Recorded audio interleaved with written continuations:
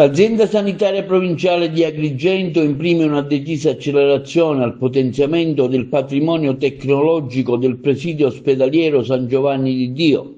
Sono attualmente in fase di formale stipula gli accordi istituzionali per la gestione di 2 macrofinanziamenti destinati a rivoluzionare l'offerta clinica del territorio.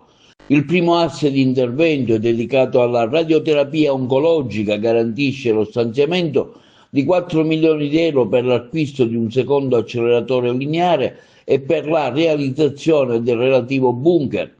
Le modalità di erogazione e gestione del finanziamento sono disciplinate in un accordo stipulato con il Ministero della Salute in diretta e rigorosa attuazione della norma istitutiva prevista nella finanziaria, convertito con modificazione nella legge 18 dicembre 2025.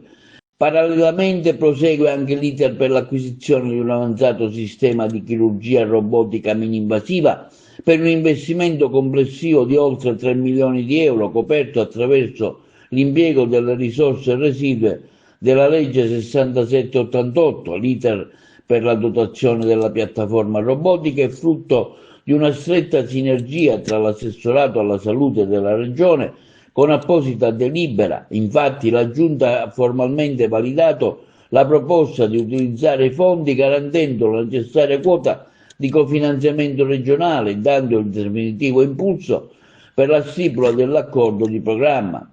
L'innesto simultaneo di queste 2 tecnologie di vertice persegue obiettivi clinici e gestionali chiari: innalzare la sicurezza e l'efficacia dei trattamenti chirurgici ad alta complessità, arginare in maniera strutturale l'emorragia finanziaria della mobilità passiva extraprovinciale ed extraregionale, procedere a un drastico abbattimento delle liste di attesa.